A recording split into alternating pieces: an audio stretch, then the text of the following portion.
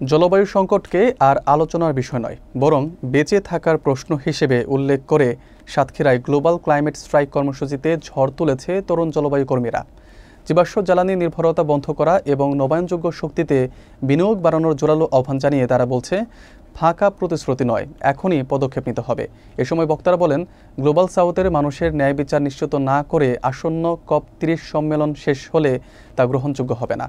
বিস্তারিত থাকছে মোহাম্মদ মুকরম বিল্লাহ ইমনের প্রতিবেদনে।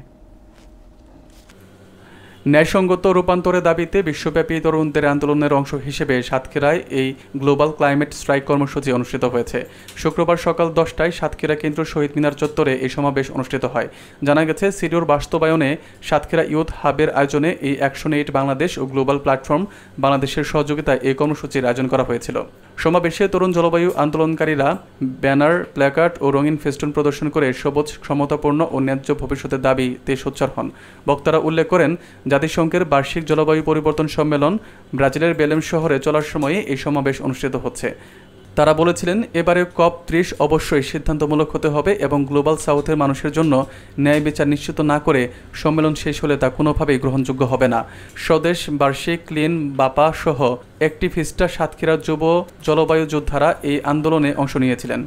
এছাড়া খুলনা, রাজশাহী, দিনাজপুর সহ 24টিরও বেশি জেলার হাজারো তরুণ অনলাইনে ও অফলাইনে সংহতি প্রকাশ করে।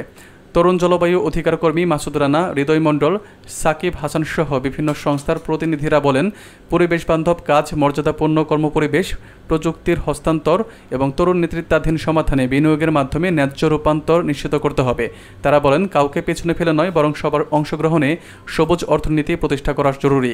তারা আরও বলেন, যারা জলবায়ু ন্যায্যতার দাবিতে সোচ্চার, দেশজুড়ে সেই তরুণদের প্রতি তারা সংহতি জানাচ্ছেন এবং যুব নেতৃত্বাধীন সংগঠনগুলোকে শক্তিশালী করতে নিঃশর্ত আর্থিক সহায়তা দেওয়া জরুরি। তরুণদের বক্তব্য অনুসারে এবারে জলবায়ু আলোচনা ব্যর্থ হওয়া চলবে না।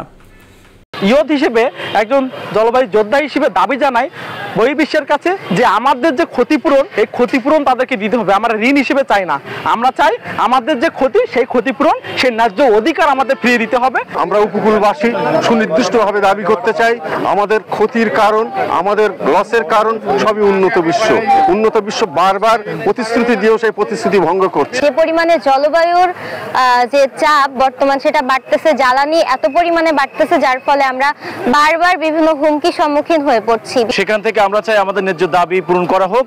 আমরা আমাদের লোন চাই না, কিংবা আমাদের ক্ষতিপূরণ হিসেবে আমরা চাই আমাদের ন্যায্য দাবিটা পূরণ করা হোক। তাহলে আমরা কিছুটা হলেও এই জলবায়ু পরিবর্তনের পরে যে ক্ষতি হচ্ছে আমরা এটা কাটিয়ে উঠতে পারবো। সাতক্ষীরা উপকূলবাসী এই মুহূর্তে জলবায়ু পরিবর্তনজনিত কারণে মারাত্মক সমস্যার সম্মুখীন, বিশেষ করে শ্যামনগরের, আমাদের আশাশুনি, কালীগঞ্জ সহ এলাকার হাজার হাজার মানুষ জলবায়ু পরিবর্তন কারণে আজকে উদ্বাস্তু হয়ে যাচ্ছে। এখানে লবণাক্ততা বৃদ্ধির কারণে আমাদের অর্থনীতির উপর মারাত্মক প্রভাব পড়ছে।